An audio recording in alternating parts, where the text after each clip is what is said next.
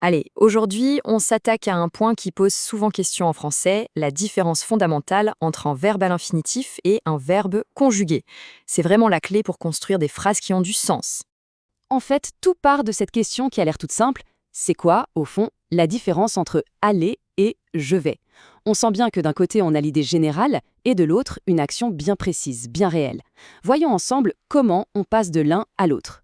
Pour commencer, on va imaginer que l'infinitif, c'est un peu comme le plan d'un architecte. C'est le point de départ, l'idée brute, avant même que la construction ne commence. L'infinitif, c'est donc le verbe dans son état le plus pur, celui qu'on trouve dans le dictionnaire. Il exprime l'action elle-même, mais sans aucun détail, qui l'a fait, quand, on ne sait pas. C'est juste le concept de manger, parler ou finir. Donc ce qu'il faut bien retenir, c'est que l'infinitif est complètement neutre. Il n'indique ni qui fait l'action, ni quand elle se déroule. C'est vraiment la matière première, le socle à partir duquel toutes les autres formes du verbe vont pouvoir être créées. Alors, comment on passe du plan à la réalité? Eh bien, c'est là qu'intervient la conjugaison. Si l'infinitif est le plan, la conjugaison, elle, c'est le chantier. C'est le processus de construction qui donne vie à l'action. La conjugaison, c'est un peu l'étape magique qui ancre l'action dans le monde réel. Elle vient répondre à toutes les questions essentielles. Qui agit? Est-ce une seule personne ou plusieurs? Ça se passe maintenant, c'était hier ou ce sera demain? Et même, quelle est l'intention derrière l'action?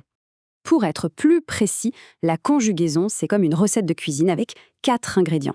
On prend le radical du verbe et on y ajoute une terminaison pour indiquer la personne et le nombre. Puis on choisit un temps pour situer l'action. Et enfin, on ajoute une nuance avec un mode. Une vraie recette de précision. Bon, une fois qu'on a notre verbe conjugué, il n'est plus tout seul. Non, il doit absolument se connecter à un autre élément central de la phrase. Et voilà la règle d'or, celle qu'il ne faut jamais oublier. Le verbe conjugué est comme un caméléon, il s'adapte toujours à son sujet. Si le sujet est nous, la terminaison du verbe va changer. Si c'est elle, pareil, elle change aussi. C'est un lien direct, obligatoire et non négociable. Mais au fond, pourquoi c'est si important? Eh bien tout simplement parce que ce lien assure que la phrase est logique et cohérente.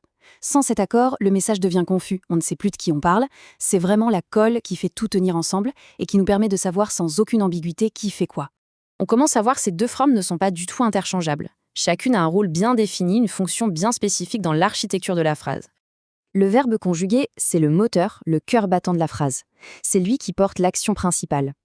L'infinitif, lui, joue plutôt un rôle de soutien. Il peut venir compléter l'idée, comme dans « elle aime lire », ou même se comporter comme un nom, par exemple « lire est agréable ». Le verbe conjugué, c'est la star. L'infinitif, un excellent second rôle.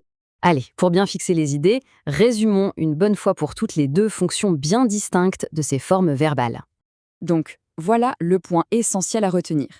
L'infinitif, c'est l'idée pure, sans aucune attache, intemporelle.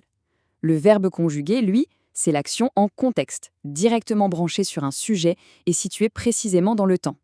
L'un est un concept, l'autre, c'est l'action qui se déroule. Finalement, comprendre cette distinction, c'est apprendre à donner de la puissance et de la précision à ses idées.